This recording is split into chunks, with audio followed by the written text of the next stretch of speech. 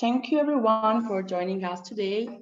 I am Elisa Desiglioli and I'm here to welcome all of you to the very first conference of the second edition of the Hikma Summit of International Relations. Please take your smartphone and scan the QR code on the screen to access on Slido. We are going to use it to collect your questions to the speakers that are going to be asked during the final Q&A session. If you cannot manage to scan the code, you can access on Slido website and then enter the numeric code, which is 346864. You should see it on the screen. Let me introduce about Hikma.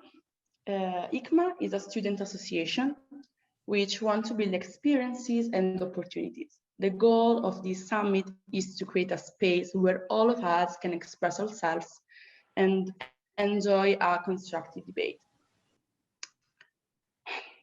among people, but especially among students. For this reason, our motto is by the students for the students.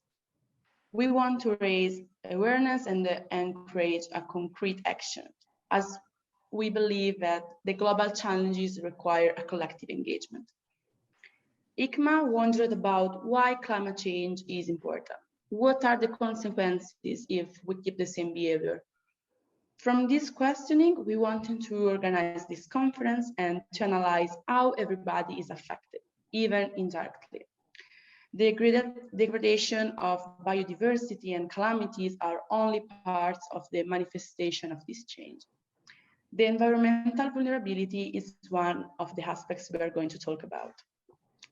In the past 10 years, natural disasters have affected 1.7 billion people and killed 700,000 people. Since 2008, an average of 26.4 million people a year have been driven to migrate for this reason. And about 80% of these disasters are climate related. Then we want to go deep in this connection between climate change and migration. Indeed, we have the honor to present two very special speakers today, who I would like to thank immensely. The spokeswoman of 20HSIR in Italy, Carlotta Sami, and the Secretary Deputy of the Union for the Mediterranean, Grammenos Mastrojeni. I also would like to thank Professor Michela Ceccorulli, who is going to moderate the panel. She conducted many researches on migration, security, and security governance, and published several articles about these themes. In particular on specialized periodicals, for example, European security and Mediterranean politics. But I don't want to dwell too long, then I now leave the floor to Professor Ceccorulli. Just one thing, I would like to remind you that we'll provide you with the certificate of attendance, so that a short poll will appear on your desktop to record your presence. Please prepare to be curious and active. So thank you for your attention, and Professor Ceccorulli, the floor is yours. Thank you, Elisa. Thank you very much. Can you hear me? Yes, I can hear you well. Okay, thank you very much. Thank you for having invited me. Thank you to the Hikma Association for having put together this fantastic program and these 3 days of events, which are really full of guest speakers and occasions to meet and talk and debate. So the first panel today is climate change and migration, from local issues to global challenges. It is a fantastic opportunity to start this event with this precise topic because, of course, migration is very high on the agenda. The international community has become increasingly aware of the fact of mobility as something that pertains to human life, and therefore to something that it is very normal. However, national states are very reluctant, as we know, to accept migrants as part of their normal lives. In particular, migration seems to be very sensitive to member states, and we get to know the phenomenon only when they get to reach our shores and cross our Mediterranean Sea. But there is another type of migration which is less explored, and the precise type of migration I'm talking about, mobility I'm talking about, is displacement. So those persons which are displaced for some reasons.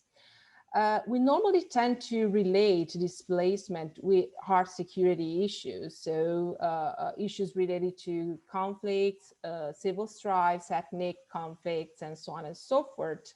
But there are more important and perhaps subtler issues that are related to the phenomenon, such as, for example, climate change. So the way in which the climate and the changing in the climate that we know is going to produce a massive amount of persons fleeing out of their countries. So this is the talk that we are going to have today with two important guest speakers. So I'm really delighted to be talking today with Carlotta, Sami, and the Grammenos Mastrojeni. Very welcome. Carlotta Sami has been working for over 15 years in the field of international relations, human rights, and humanitarian intervention. Since January 2014, she is the spokesperson of the United Nations High Commissioner for Refugees, the UNHCR Regional Office for Southern Europe. She has been General Director of Amnesty International Italy and has worked with Save the Children International. Grammenos Mastrojeni is an Italian diplomat and professor of environment and geostrategy in various universities around the world and has dedicated himself for over 20 years to the theme of climate change. Since 2019, he has been Deputy Secretary General for Energy and Climate Action at the Union for the Mediterranean in Barcelona and President of the UN Mountains and Global Highland Partnership. Very welcome to both of you. So perhaps we can start talking with Carlotta, Sami, and I would like to ask you some questions. First, we can perhaps start by framing the phenomenon, and my first question would be, how relevant is becoming the phenomenon of displacement today, in particular when relating it with climate change? So perhaps you can provide us with some figures or numbers and information about the geographical areas that are particularly interested by this phenomenon. Sure. Good morning all, and I'm very glad to be here with you, and especially glad to be asked to talk about the relation between climate change and displacement. Climate change and displacement are a top priority for UNHCR. First of all, because climate threat and its social impact are becoming the leading cause driving displacement globally. What is important to highlight is that it is not only driving people from their homes, but especially it is also aggravating existing underlying grievances that can lead to conflict, food insecurity, fragility. So it is not only reacting to the surge of displacement that we have, but we really need to look at the underlying causes. We can see nowadays an exponential rise. And what, in terms of statistics, we do know that at least 22 million people are displaced every year for causes that can be connected and that can relate to climate change. So climate change, of course, it's amplifying the frequency and intensity of sudden disasters, such as hurricanes, floods, tornadoes, which are, and we are already seeing a rise in forced displacement as a result. Last year alone, for example, according to the Internal Displacement Monitoring Center, several million people were forced to flee within their own countries first, due to disasters and weather-related hazards, including cyclones, floods, droughts, wildfires, and landslides.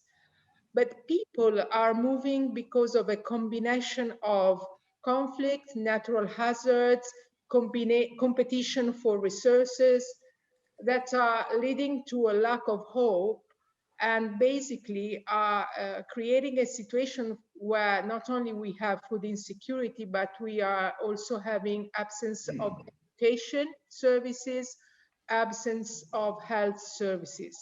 So this is making poor population extremely vulnerable.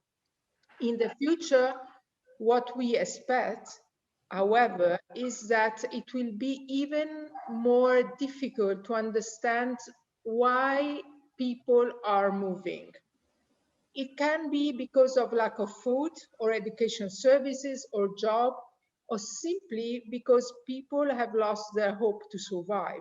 So limited natural resources such as drinking water, crops, livestock shortages, are the effect of gradual environmental changes that contribute to social factors driving displacement. So these factors can deepen pre-existing vulnerabilities and act as a threat, or better, as a vulnerability multipliers, leading then to conflicts and instability. And climate change is also contributing to more gradual environmental phenomena such as drought and desertification. These longer-term impacts of climate change will have major consequences on people, on cities, on communities. And in the case of the loss of an entire territory of a state, or if a territory becomes entirely uninhabitable as a consequence of the adverse effects of climate change, the potential for new risks of statelessness, of course, may also arise. When we interview people living from, for example, from Somalia to Ethiopia, that area is the Horn of Africa is particularly vulnerable and exposed to climate change, as it is the Sahel, where we are expecting for the coming years an increase of temperatures of 2 degrees per year, or people moving through the dry corridor. The dry corridor, or Central American dry corridor, is a tropical dry forest in Central America. And all these people are moving further north. When we talk with these people and we are asking for the reason for the movement, they not make a clear distinction between the key elements that drove their decision to move. And what we understand is that climate change is indeed a threat multiplier, in the sense that it multiplies vulnerabilities. So while the term climate refugee is sometimes used to categorize some or all of the various types of climate-related movements, in reality, we do not have a legal basis for it, but we may touch upon that aspect later. So first of all, people are forced to move first in their country. And this is the big part, I mean, the core of the phenomenon. First, people are moving in their country. If they do not find support and protection, they end up moving across frontiers. And again, if they do not find protection in the neighboring countries, they will be then forced to move further north. Some of the statistics we have show that 90% of the refugees registered with the UNHCR are coming from countries that are on the edge of the climate emergency. And what is becoming clear, considering that one of the durable solutions we have for refugees is, once conflicts are solved and there is a stability, is that they can return to the country of origin in dignity and security.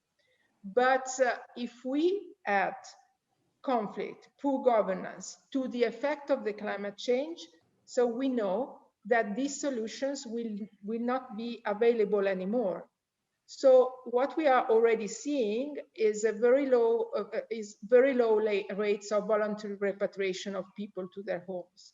So what we know for the future is that protracted situations of displacement are increasing, and this is also changing the dynamics of displacement. And this is putting further pressure on the country of asylum.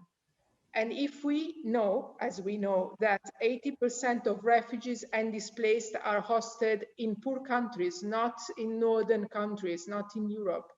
So what we know is that we have to anticipate these dynamics because we have longer displacement, hosting countries under pressure, no returns, and this, of course, call for greater support by richer countries.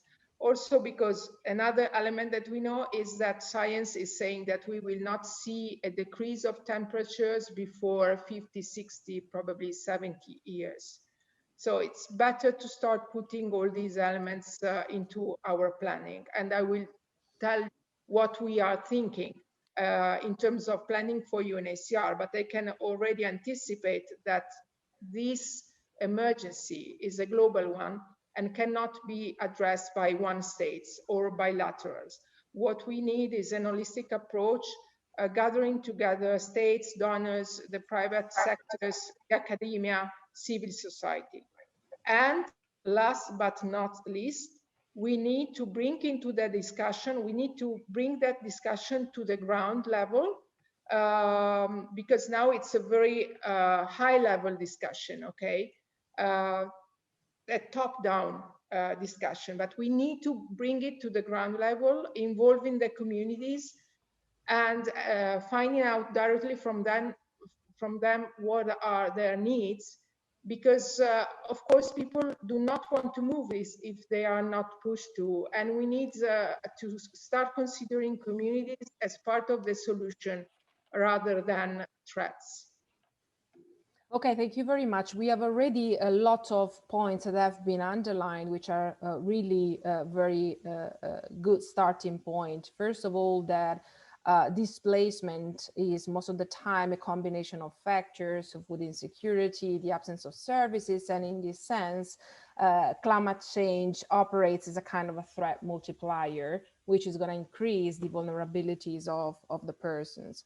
So you have already depicted many geographical contexts which are in distress because of a lot of factors such as the Horn of Africa, the Sahel, but also the American regions. And it was very interesting to hear something that I hadn't thought about. And this is that, of course, most of the refugees would like eventually to go back to their country when the possibility occurs.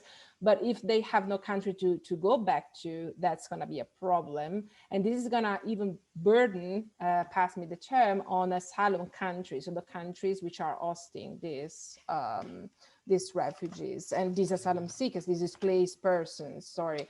So we need a real holistic approach in this sense. In particular, what is lacking is a kind of bottom-up approach. So the need to listen to the communities, to the people we are living these particular situations. So going back to a point that was raised before, what kind of legal coverage is at disposal of the displaced persons? So displaced because of climate change, and how viable is the possibility to consider these persons as refugees somehow? Yeah, well, as much of the displacement linked to the effects of climate change results in people fleeing within their own country, of course, we know that states, first of all, should strengthen their planning to ensure that people will be properly protected and helped in agreement with some principles, in particular with the guiding principles on internal displacement that are available and which reflect international law. When people are displaced solely by the effects of climate-related disasters and hazards, they do not generally become refugees under the 1951 Refugee Convention. There is no legal basis in international law for the term climate refugees. This is the point. But in specific circumstances, however, where people are displaced as a result of climate-related factors, that are interlinked with conflict or persecution, and they are actually, as I was highlighting earlier. Of course, the international refugee law may apply, and we have already seen that in relation to cross-border displacement from Somalia, South Sudan, and the Sahel. So even where this is not the case, international law has absolutely a role to play. People displaced across the borders solely because of famine, drought, or an earthquake may also, in any case, require complementary forms of international protection. So it's not just to stick to this as a very narrow interpretation of the status of the refugee as defined by the Geneva Convention, because there are other forms of complementary and international protection that can be used. There are forms of temporary protection, of stay arrangement, of residency in the country to which they fled. If I can bring this down, for example, to the specific situation of Italy, it was made very clear also recently by a revision of this existing law regarding reception and forms of protection in the country, that the so-called humanitarian protection should take into account the factors linked to climate change and climate displacement, so-called, let's say. And then we also have another element to consider, that is the very important Global Compact on Refugees, because the Global Compact on Refugees, although not being a convention, it is a global process. And the global process may actually influence also legislation and international law. And in particular, the Global Compact on Refugees recognizes that population movements can be complex, and that disasters and environmental factors can lead to cross-border movements. The first Global Refugee Forum, for example, we made concrete progress in comprehensively responding to refugee situation, including the environmental impacts on internal displacement and refugees. So I hope that quite briefly I answered to your question. Yeah, absolutely. Thank you very much. That was very, very exhaustive. So, of course, it is very difficult that these persons could fall into the refugee convention that has been signed in Geneva in 1951, but there are other forms of protection that could be allowed to these persons, such as complementary forms of protection and even national forms of protection, such as in the case of Italy, the humanitarian protection. Dr. Sami has also mentioned a very important achievement in the international level, which is the Global Compact for Refugees that has been worked together with another compact, that on migration. So that has been, I think, a very important achievement of the international community to somehow coordinate actions with all states on how to cope these two important phenomena. And Dr. Sami was very, very true in saying that it may influence the law, and so what is going to happen in the future. So for this reason, it is very important to stick to what has been agreed among the member states. So I have another question, a final one. So what is the UNHCR doing with respect to the phenomenon? How the organization is trying to cope somehow, and how it has somehow changed its role, trying to cope with the situation of climate change? So first of all, thank you for the question, because the UNHCR as a protection agency whose mandate is exactly to protect and create solutions for refugees and displaced people. For us, we have a very important role to play here.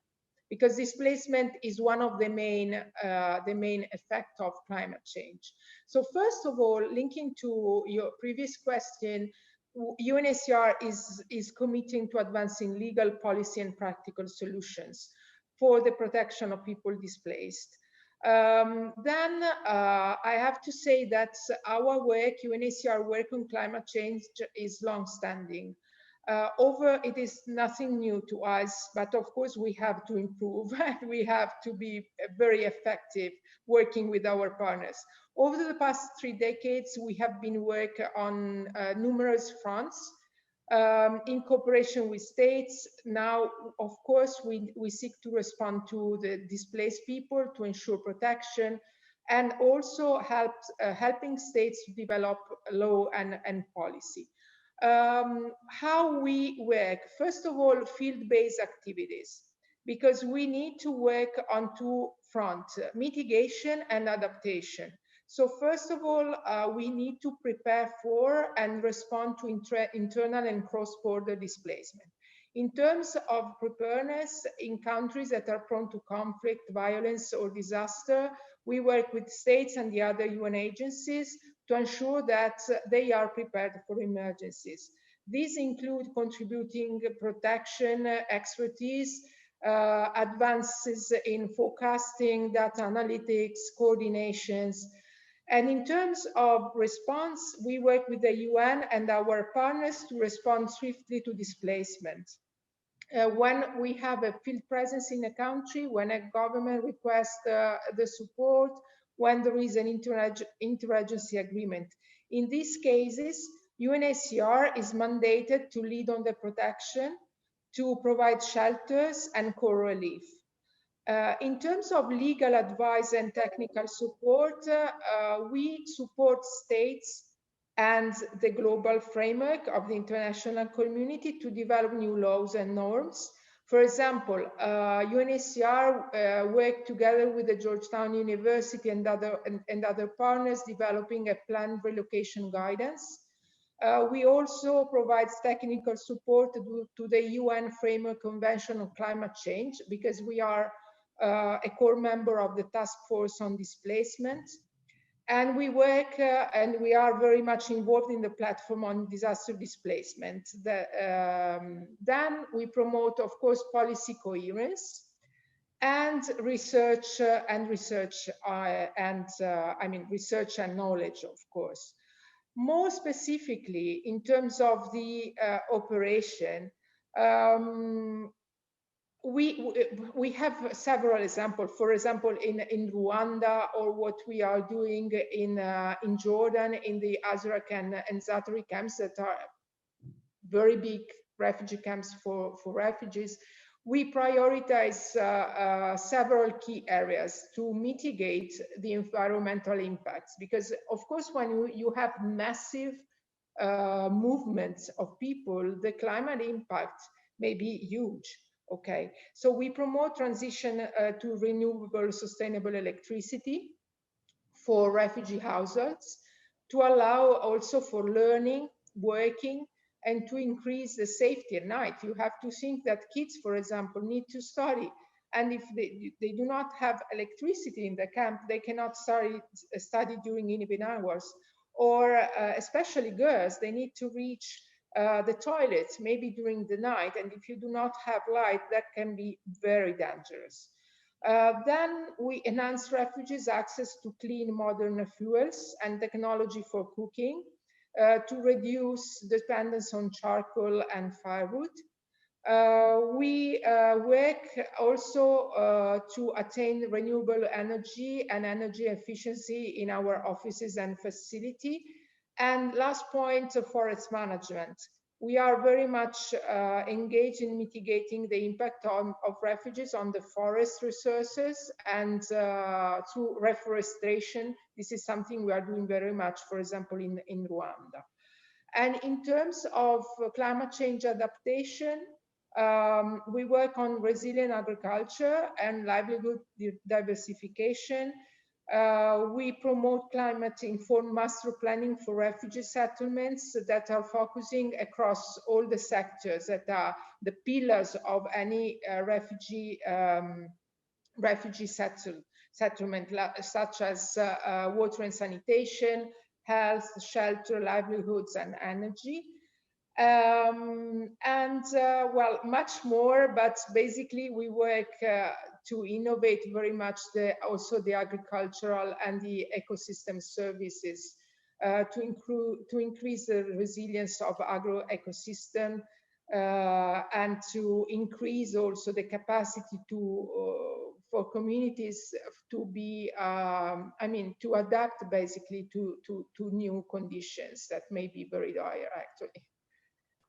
Okay, thank you very much, Dr. Sami. I think we have introduced the two words which are really key when we talk about climate change, and these are mitigation and adaptation. And we have seen that the UNHCR is somehow involved in both directions. So in this sense, it has a really broader mandate than the one we are used to know. Thank you very much for this comprehensive description of your works, both in terms of research and knowledge, and also in terms of practical solutions. And then I would like to have some questions to Professor Mastrojeni, which is an expert, of course, on the Mediterranean, and this is a region I'm particularly focusing on. So looking specifically at the Mediterranean region, which are the areas which are particularly affected by climate change, and how does this relate with situation of undergoing distress, instability, and insecurity? Well, thank you very much, and let me also bring my compliments for the organization of this interesting event. Before tackling the Mediterranean, also because it's necessary to understand it, I would like to briefly talk about two misunderstandings which are often reflected by media about this phenomenon. Climate displacements are very often linked to disasters. It is a component, but it's not the really serious one.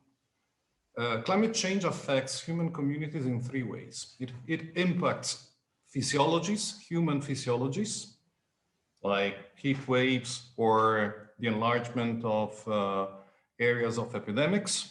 Then it impacts human infrastructure with the so-called severe weather events. But very few people reflect on another problem, which is not a problem of resource scarcity. It's a problem of randomization of ecosystem services.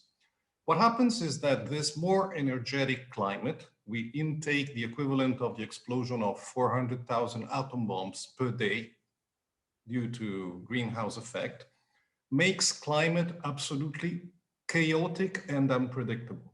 And in turn, climate is the clockwork of nature.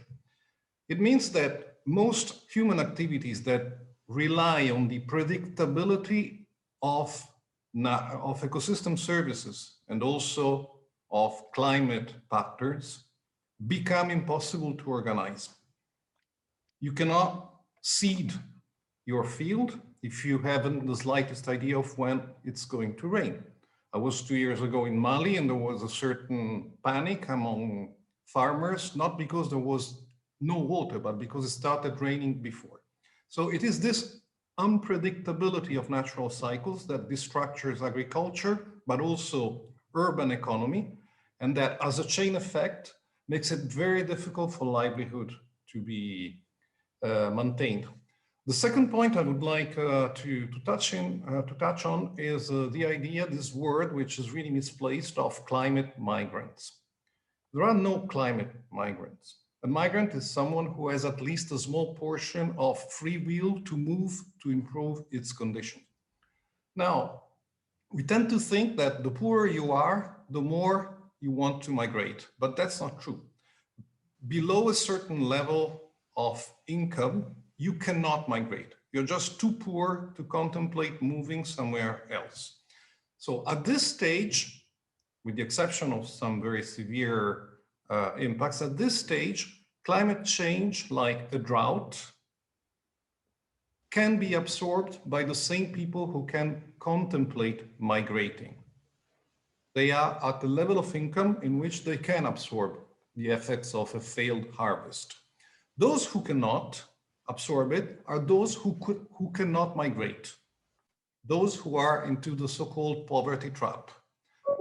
The result of this is that instead of climate migrations, we have climate forced population movements. And it makes a lot of difference because migration is a very useful global stabilization mechanism. Forced movements, instead, they become dangerous. Why? Because there is one industrial sector that is very quick to rescue the desperates. And it's not the Red Cross, it's illegality. Those who come first to help the most exposed are members of private illegality, like traffickers, or members of public illegality, like terrorist groups. All this being said, the Mediterranean is involved in various ways. First, because it's along the road from the Sahel, where we experienced the first large-scale dynamic of this kind, but also because it has an inherent danger of its own. And it's a little bit more complicated than just listing a collection of impacts. The Mediterranean is the second fastest warming area in the world. And the waters of the Mediterranean Sea are the fastest warming in the world.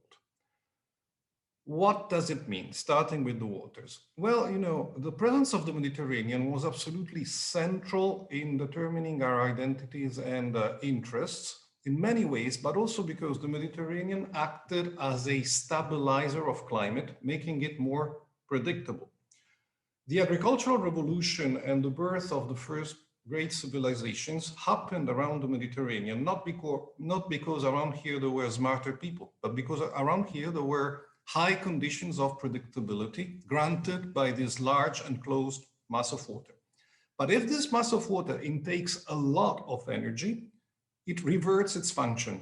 By releasing it afterwards into the atmosphere, makes our climate less and less predictable. So we are reverting the very basis of the Mediterranean, Euro-Mediterranean civilization. It comes together with a lot of quite disquieting predictions. For instance, more forest fires, more severe weather events, but we also forecast 250 million people in water scarcity within very few years. And we have a great problem with accelerated sea level increase. According to a report which was sponsored by the Union for the Mediterranean, the MEDEC report on the Mediterranean, sea level increase could reach up to 1 meter before the end of the century, but very soon up to 25 centimeters. 25 centimeters are not scary because people tend to consider it as a problem of water flooding some places like our exposed coastal cities like Venice. But the real problem is that sea level rise makes salty water enter into the land, and salt sterilizes those lands. If you consider that most of the Mediterranean agriculture is run along the coasts, it means that there will be an important failure of agricultural systems. And in there we have a really hot spot, which is the delta of the Nile River. 20 centimeters increase in sea level means that the delta of the Nile will be salinized, jeopardizing the agriculture of a country that has roughly 100 million people. Put all this on top of a geopolitical situation which is quite delicate. On one point, 22% of trade occurs inside across the Mediterranean. But on the other hand, this is an area which is characterized with heavy asymmetries. I can describe them just relating the figures of international commerce. Of all the international commerce taking place around the Mediterranean, 90% takes place among states of the North Rim, 9% between the North and the South, and only 1% among states in the South. It tells us of a place where we have a lot of delicate balances, but there are some who can't and some who can. In face of all this, science tells us that there is one way to go. I will not go through all the potential for migration of this situation because it's obvious. We are talking about 100 million people on the move if things really go bad. But let's talk about solutions. If you take it scientifically, we discover one thing which is central. That is that no one around the Mediterranean, even in Europe, has on its own enough resources to cope with the pace and with the scope of such a change. So we need to put resources together. And when I say putting resources together, it's very, pragmatic things. For instance, in the last 10 years, we've witnessed a rising cooperation between the North and the South in the agricultural and forestry sectors.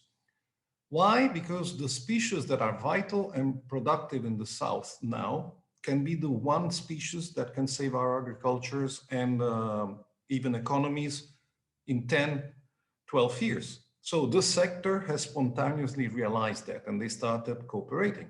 But let's take the ambitions of the European Union. We want a Green Deal, zero net, but it's impossible, literally impossible, without interlinking with the South.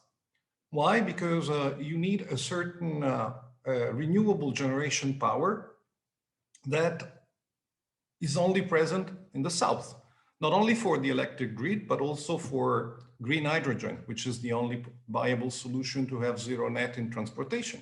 You can have green hydrogen only with the use of a lot of solar power, but that solar capacity is in the South.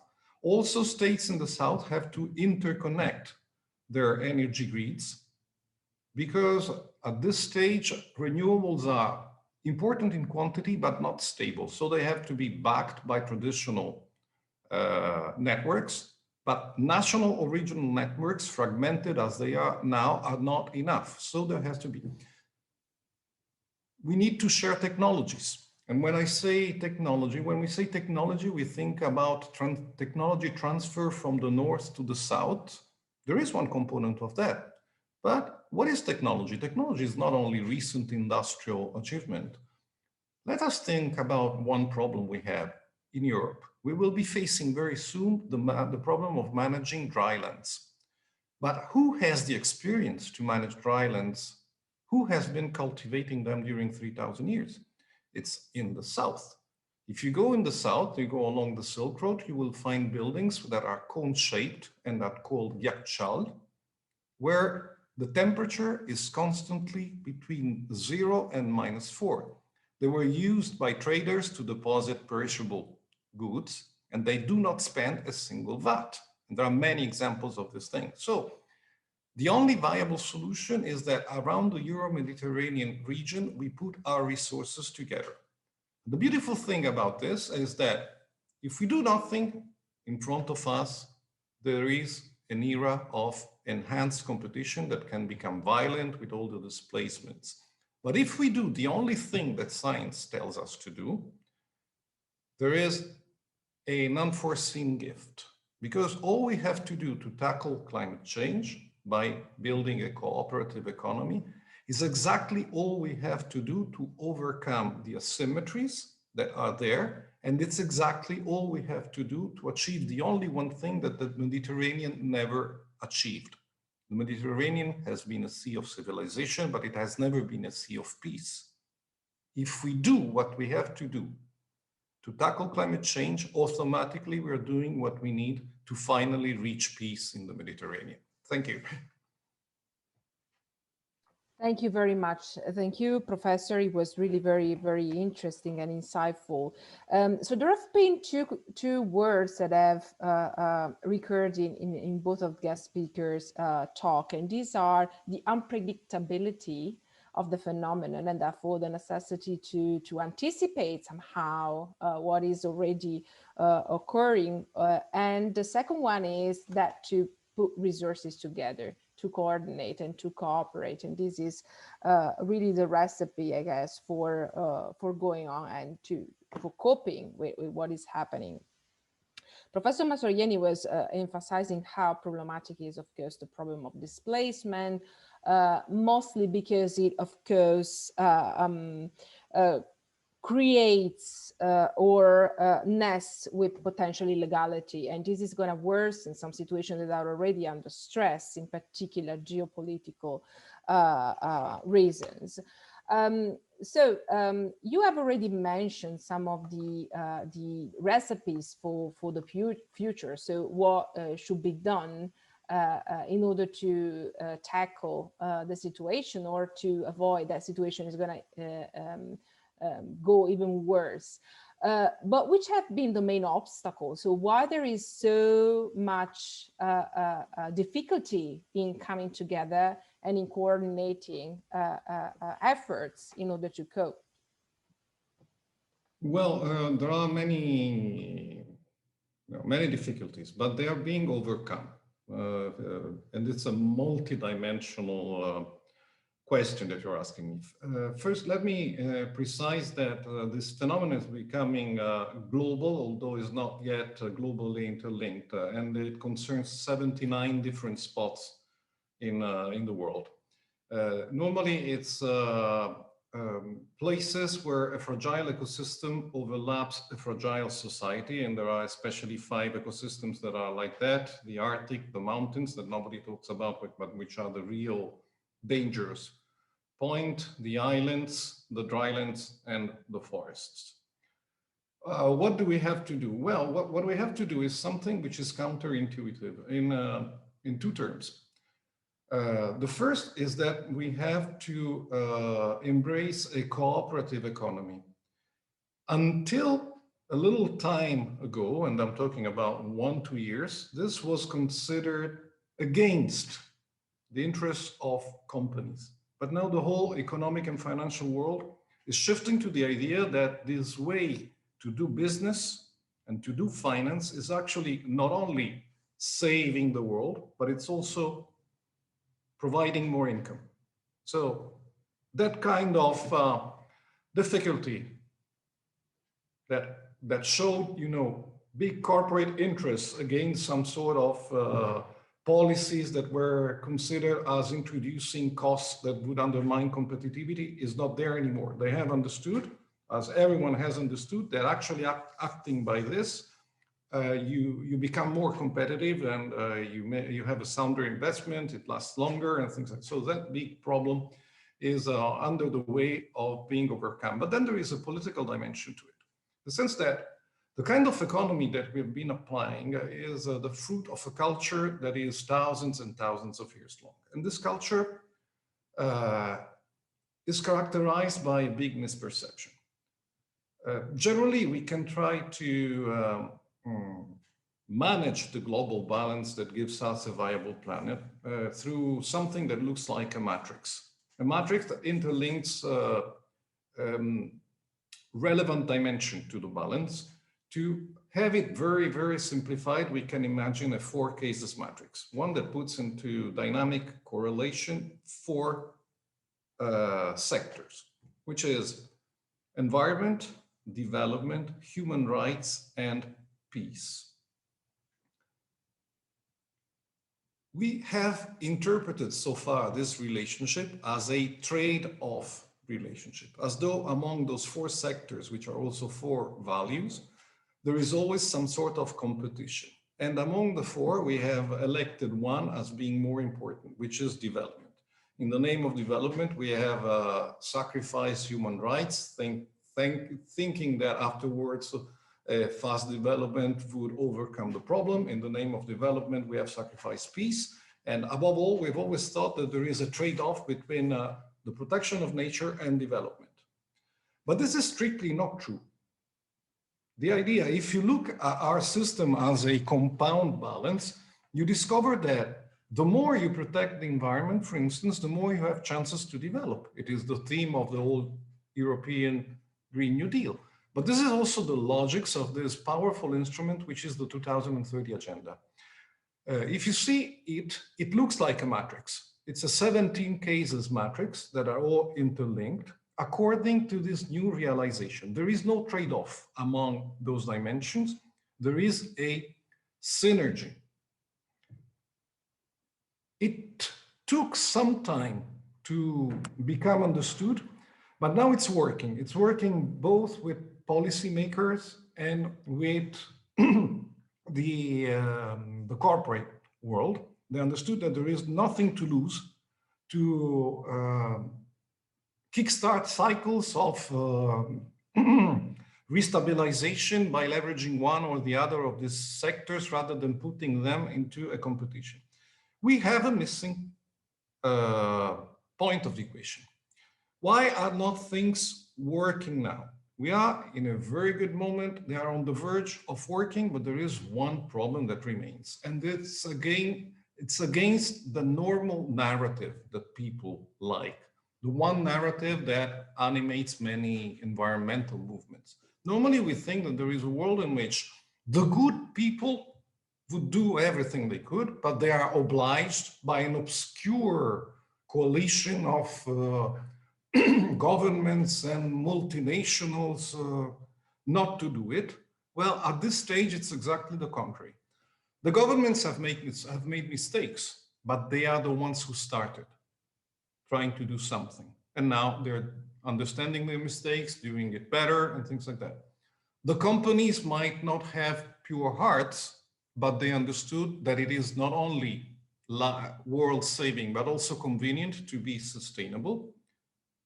But all those people, especially the politicians, when they come out of, for instance, of the next COP, and they had the courage to adopt the right decisions, knowing that they would not harm any economy or things like that, still, once they go out, they will be confronted with some sort of political rhetorics, which is anchored to the past, that would tell them, you have sold our national interests, or things like that, which is strictly not true, but it appeals to our atavic instincts of defense, of building a fence, a wall, and not giving up, and this kind of things.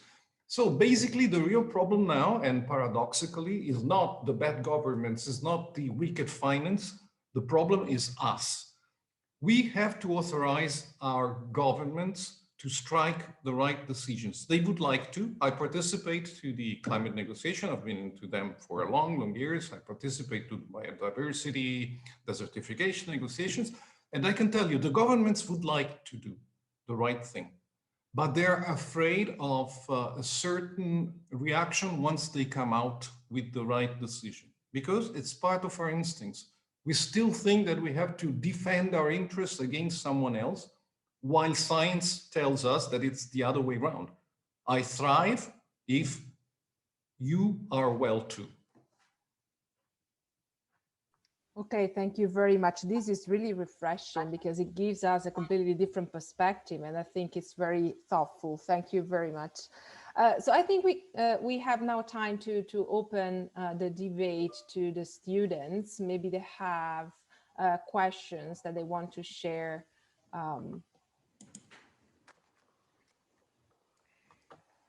With the participants, the guest speakers. Okay, so I think we can take 3 questions at the time and then see whether our speakers would like to answer them. So the first question is, what are your opinions on the EU new Pact on Migration and Asylum, especially in relations to environmental migrants? And another question is there a risk that economic aids to developing countries will foster industrialization and thus their chances to worsen the general climate change problem?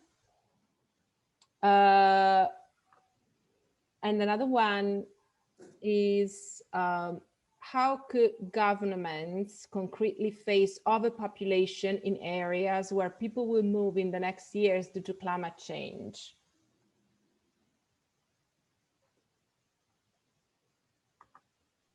Okay, who would like to answer? Dr. Sami? Yes, Perhaps you can I would start. probably answer Yeah. to the first question, Yeah. and leave the others to the Professor Grammenos, because he's definitely more an expert on those topics. In terms of the EU Pact on Asylum and Migration, first of all, let me say that this is still under negotiations. And I would like also to link that to what Professor Grammenos just said, in terms of courage, and in terms of courage of the leaders and decision makers to take the right decision, and the fact that most of the time they are very much afraid that the right decision will bring negative reactions by the constituencies and in general the public. We think at UNHCR that, I mean, we worked a lot to foster the process that led to the Pact. The Pact is not perfect, and as it suffers from many compromises and dynamics. It is not perfect, but as of now is probably the best document that we have to negotiate about. The problem is that we need an acceleration. I mean, the negotiations are on since almost a year, and we still do not have any decision in sight. And this is an issue because although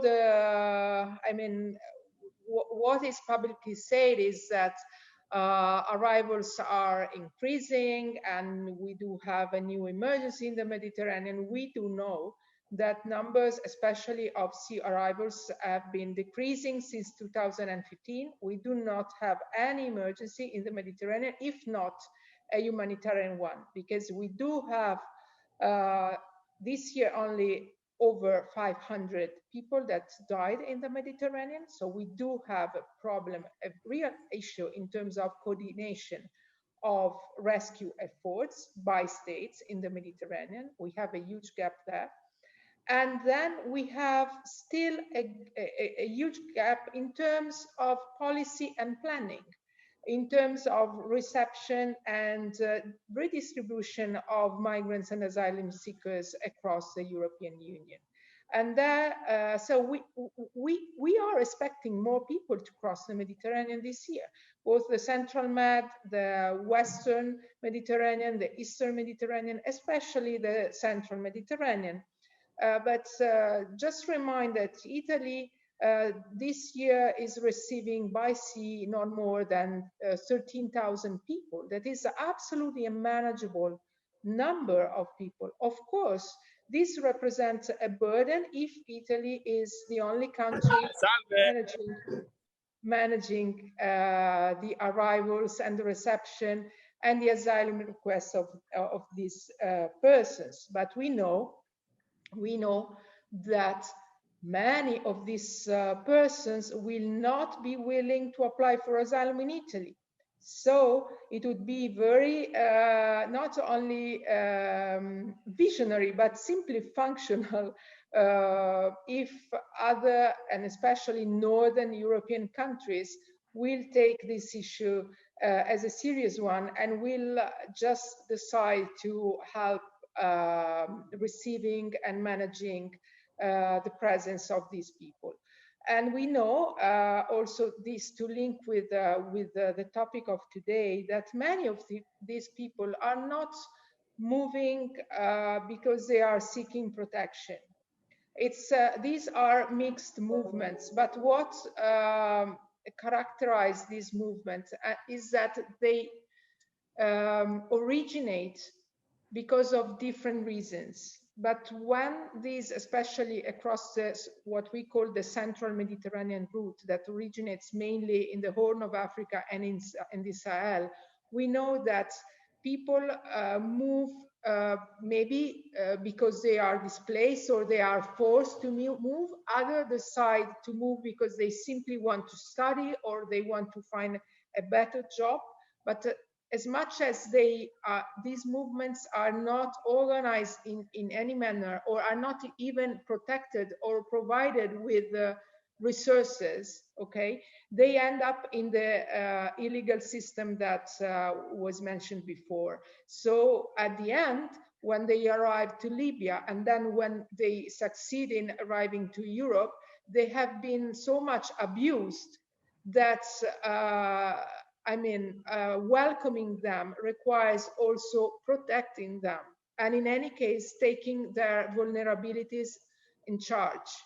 Okay, so in terms of the pact, we do hope. Our High Commissioner Filippo Grandi was in Brussels just until yesterday, had several high-level meetings, and really talked about the need to accelerate these negotiations, or at least to come up with a temporary agreement for the next few months. What we do not want to see is this really depressing choice to negotiate boat by boat on an ad hoc way, because this further endanger and weaken the trust and the relations among states in the European Union, and this really doesn't benefit no one. I mean, anyone. So I hope I answered, but we do not have any. And the question was if if climate change is considered as one of the elements of the pact. Well, it is not actually. It is not. There is an awareness, of course. States are aware that climate change may foster displacement, but what we are also very much making very much clear to states is that still most of the people, as it was said before, they cannot even move. So we have a danger of immobility, of people that are staying within their own countries, or in any case, refugees in neighboring countries that are extremely poor. Take the example of Niger. Is probably the poorest country in the world, and they are now at the very center of instability and violence in northern Nigeria, Chad, Burkina Faso, and Mali. And they are hosting hundreds of thousands of refugees and have hundreds of thousands of displaced in the region. So what do we want to do with these countries that are really taking the majority, the biggest size of the responsibility at the moment? So it is now we have really to shift the vision from stemming the flow. This is the main sentence that is used, stemming the flow, to supporting and providing different resources for people, not just to survive, but also to thrive, of course. Thank you, Dr. Sami. Professor Mastrojeni, to you. Yes, so the first question is basically, is development cooperation going to kill environment and climate? And on this, I can sound reassuring. No, because governments and NGOs sometimes are dumb, but generally they understand the basics of the problem. I would like to remind that this year we start the United Nations Decade on Ecosystem Restoration. It's not just one thing after the other. It has a meaning.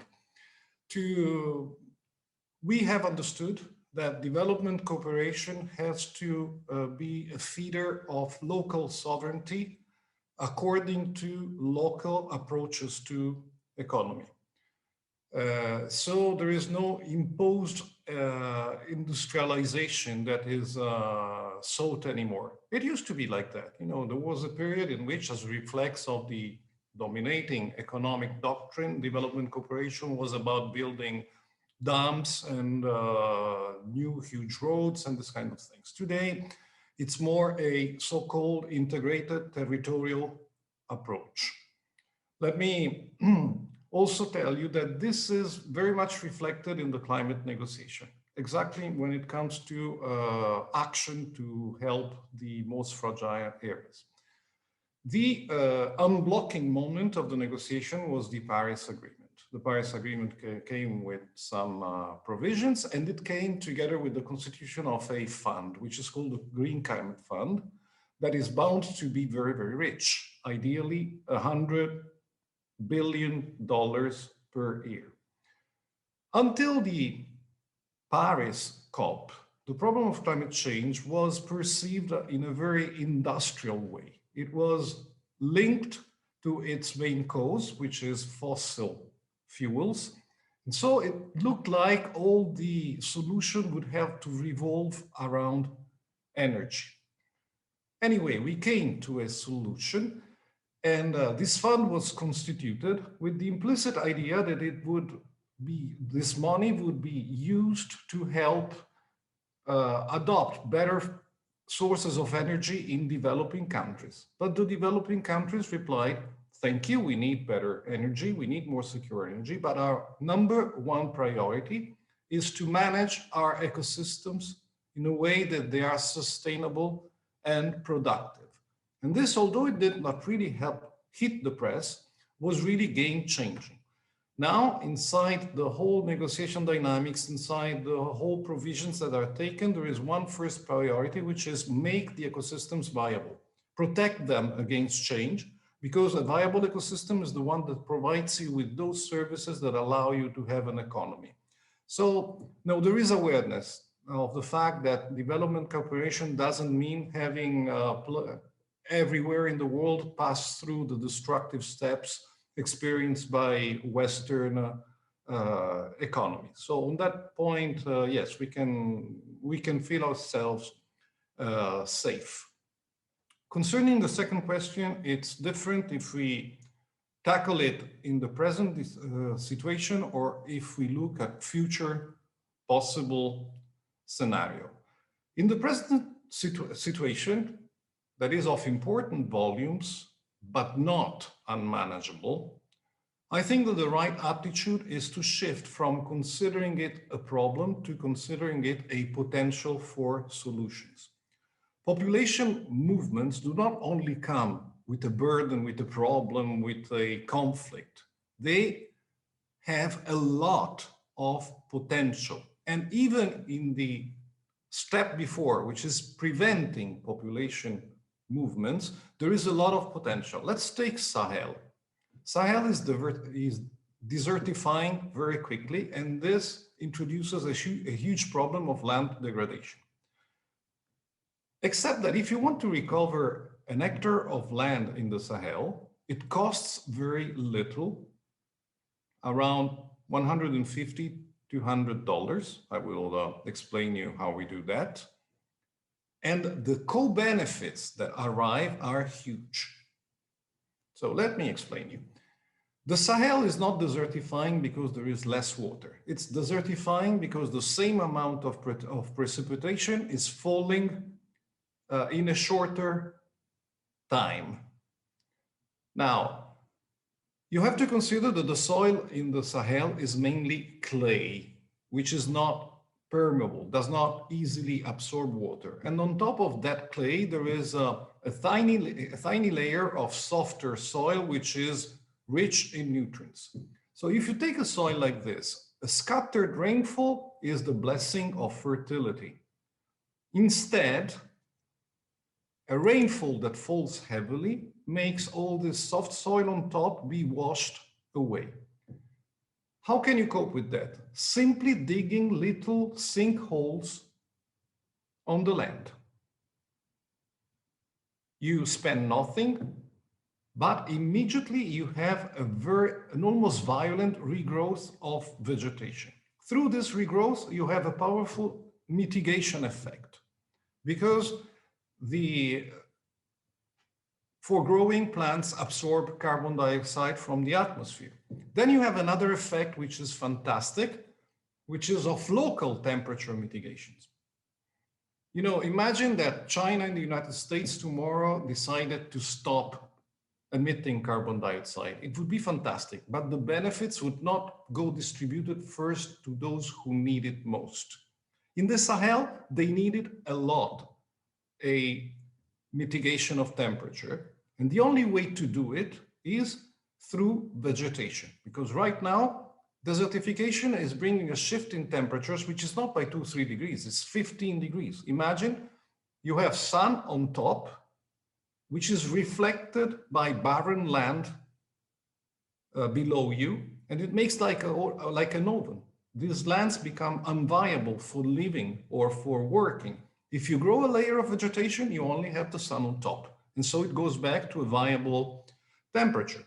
Then it consolidates hydric balance. It brings back biodiversity. And with biodiversity, you have fertility of the land, you restart agriculture. So all of this sounds like development cooperation. But when it comes to the fact that land restoration normally offers a return income of 7% a year over your investment, then you can take it as an opportunity. And this is why we are working a lot to join private capital with development cooperation. So at this stage, I think the right attitude, we can manage it if we start considering that migration or potential for migration is not only a problem, it's also a potential for new activities, for new integration, for exchanges, etc.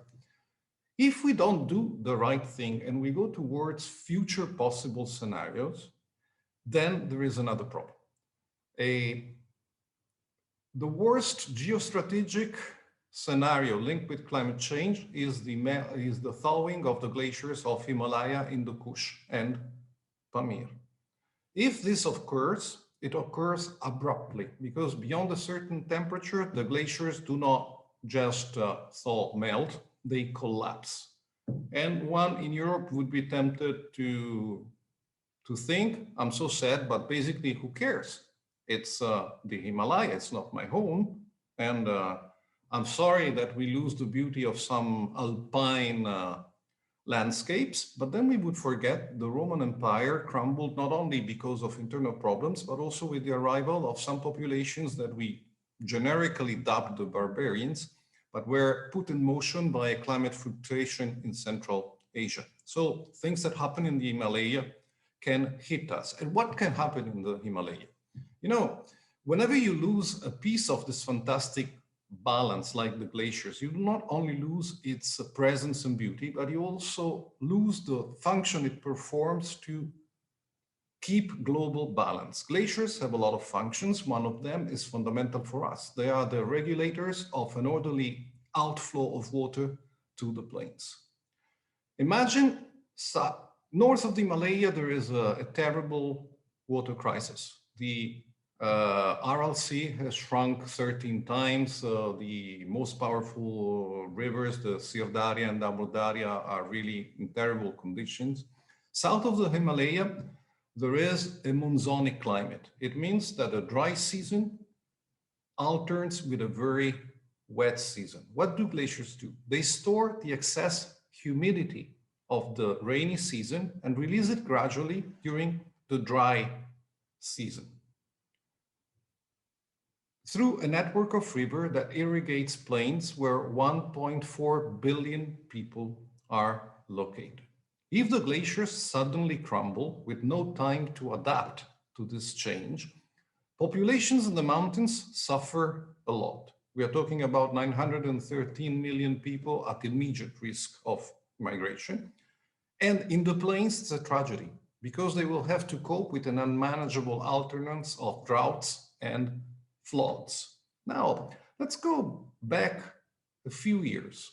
It has now become a commonplace that the cause of the Second World War was not the personal craziness of dictators, but it was the stress imposed by the 1929 crisis that, for instance, induced German middle class to vote for a guy like Hitler. So let's compare the stresses. We are talking about 20 million people who lost the value of their savings and their jobs in Germany between the two wars. And here in this scenario, we are talking about 500-600 million people who lose water, roads, hospitals, rice. Add to this beautiful mix the fact that in this area, 4 states, India, China, Russia, and Pakistan, have nuclear bombs, and Houston, we have a problem. The total potential for forced movements of people in a scenario in which we don't become wise enough to tackle all this together and we start fighting each other because of the consequences is between 1.5 and 2 billion people.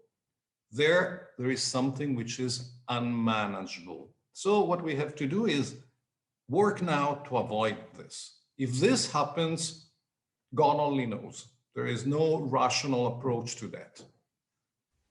Okay, thank you. Thank you very much for your answers. I think we still have time for some questions, so for another round. There is a first question, perhaps more directed to Dr. Sami.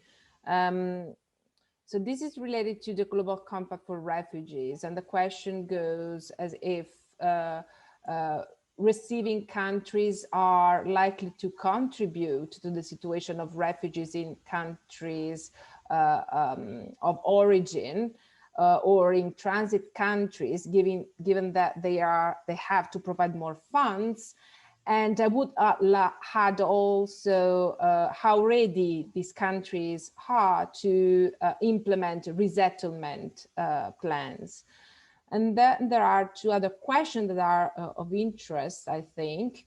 Why isn't the problem of salinization of the Mediterranean area being addressed, discussed? And the last one is, I catch a lot of optimism in Dr. Mastrojeni's speech. Do you think that cooperation and sharing of information, not for profit, will actually happen? Okay, can you see me? Because I do not see myself anymore in the screen. Okay, that's good. Thanks for the question. With regards to countries, if they are willing to receive, well, this reminds me very much a question that is very popular, and basically that starts from an assumption that there should be a limit. There should be a limit to the movement of people, and this mindset that thinks that movement of people are per se a problem, while movement of people, if they can count on preparation and planning and a collaboration among many actors, can indeed, and we do have evidence of that, can be indeed very positive for an economy and a society. So what is needed here is for states to understand that if they really contribute in a structured and planned way, and of course they need some courage to explain also to the public the benefit of it. If they contribute by establishing and consolidating those that we call complementary pathways.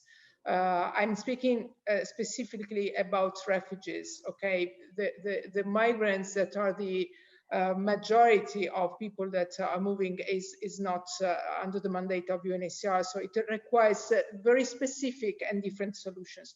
But for refugees, if we engage and we convince states that complementary pathways that are safe and regular pathways are consolidated and provided to the most vulnerable, then the situation may change.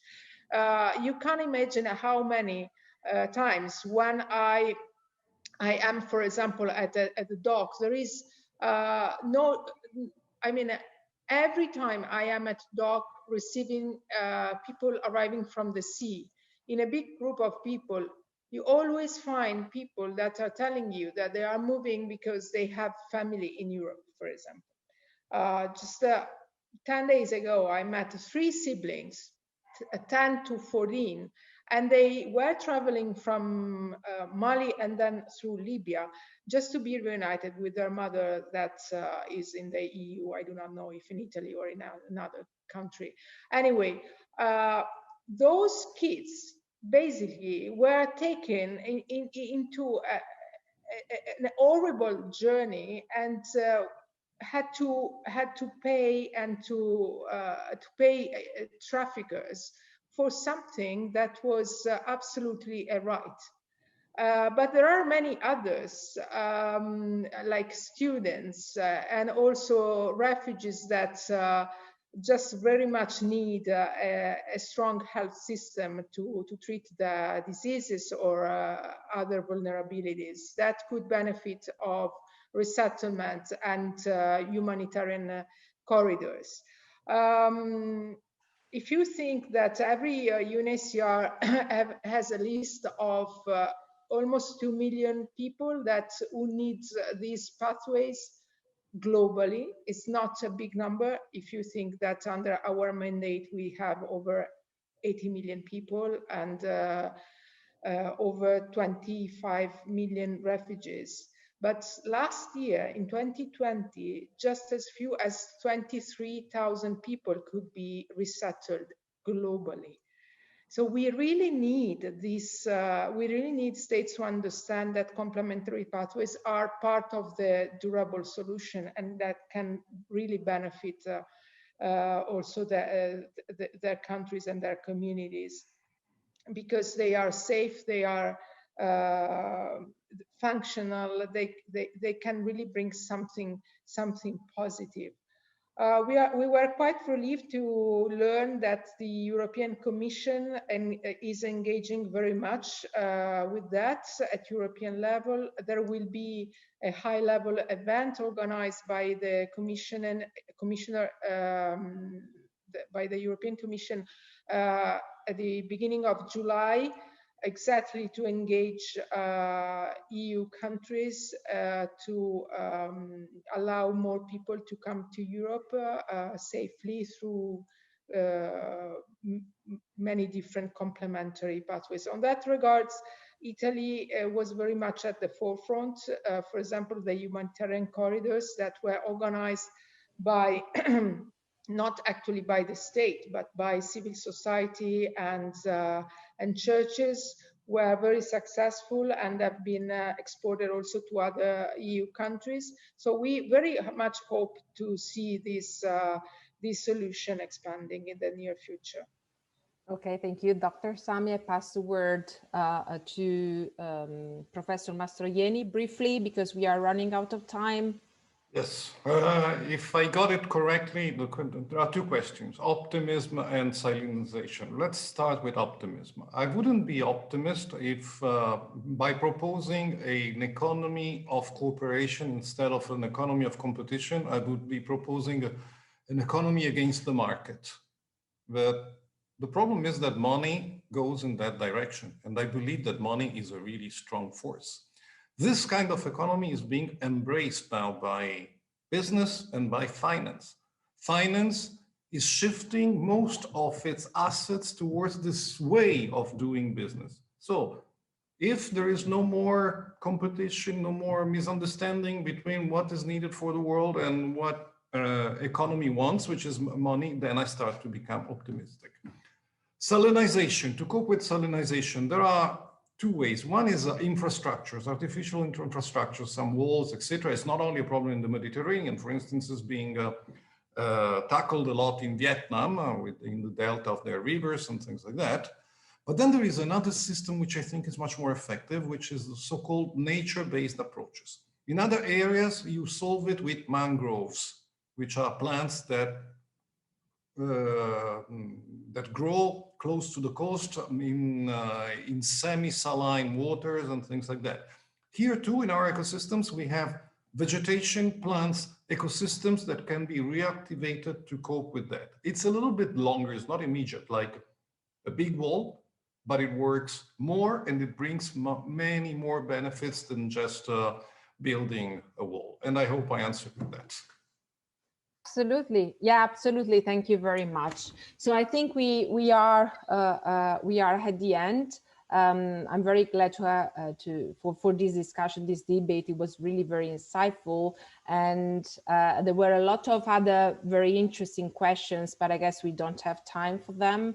So I thank you all very much for your participation. In particular, I want to thank Dr. Carlotta, Sami, and Professor Grammenos, Mastrojeni. Maybe I can pass the floor to Elisa for the final remarks. Thank you very much also for having me. Thank you. Thank you so much for this incredible conference. It was really interesting, and you stressed several points to take in account. I think that the discussion has been impressive. In particular, what caught me more, I took many notes. I think that it is important that the issue about the main narrative and the fact that it is probably misleading, but also there is a misperception due to the distance. If it does not affect me directly, I don't care. So I think we are concluding with a message of courage that is the right way to tackle this type of issue. Then thank you very much again, Dr. Sami and Professor Mastrojeni. I'm very grateful. It is always a pleasure listening to experts of your level, and I really enjoyed. I hope you all appreciated the conference, and I very appreciate also the role of participants, because there were many other questions from you guys. Thank you. Furthermore, a special thanksgiving to the Professor Cioccorulli to help us in developing this special event for us. And I would like to spend a few words to thank everyone who is supporting Hikma. In my opinion, this is not only a student association, it's a community where we share values as a family. I thank everyone who made it possible, and each Hikma's member is a fundamental component. And thanks to my team, that is such a fantastic team. Now it is time to say goodbye, but we are waiting for you at our workshops and at the next conference. It will be with arid lamp